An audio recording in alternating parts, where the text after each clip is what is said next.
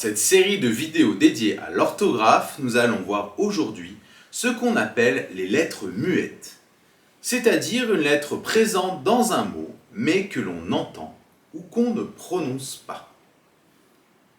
En français, en début de mot, la lettre muette peut être un H muet, on peut alors faire une liaison. Par exemple, dans le mot hirondelle. Ainsi, on prononcera une hirondelle ou des hirondelles. Comme vous avez pu écouter, on fait donc la liaison. Deuxième cas, en début de mot, on peut aussi avoir un H qu'on appelle aspiré. Dans ce cas-là, on ne peut pas faire la liaison.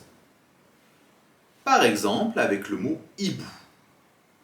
Ainsi, on dira un hibou ou des hiboux. Et là, on ne fera pas la liaison comme vous avez pu l'entendre. On ne dira pas un hibou ou des hiboux. Non.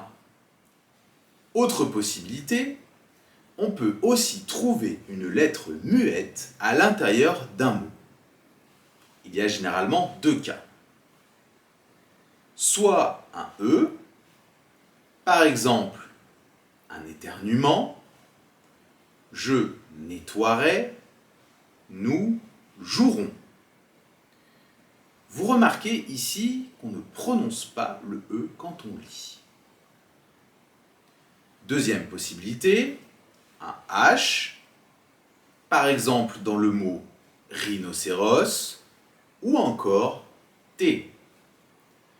Mais généralement, on ne prononce jamais le H et il est souvent associé à une autre lettre, une consonne, par exemple le C, qui donnera donc le son ch.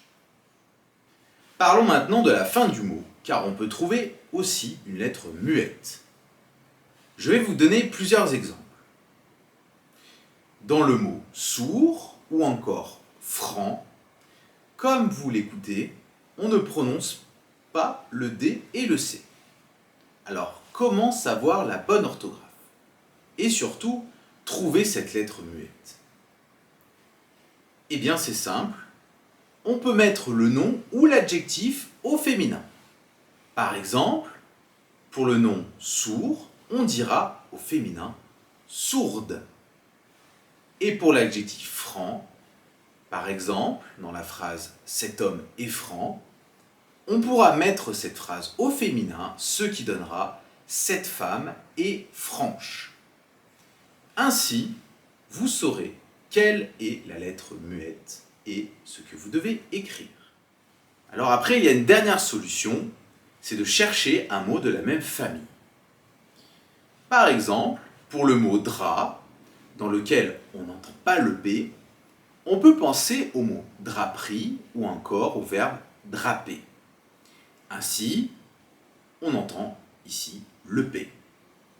Même chose encore pour le mot plomb.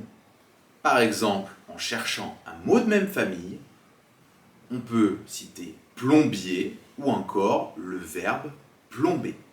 Vous entendez donc ici le B que vous pourrez mettre à la fin de plomb. Voilà, cette vidéo est maintenant terminée. J'espère qu'elle aura pu vous aider. N'oubliez pas de liker si vous avez aimé le contenu, de vous abonner si vous ne l'êtes pas encore. Et moi je vous dis à bientôt pour une nouvelle vidéo. Ciao!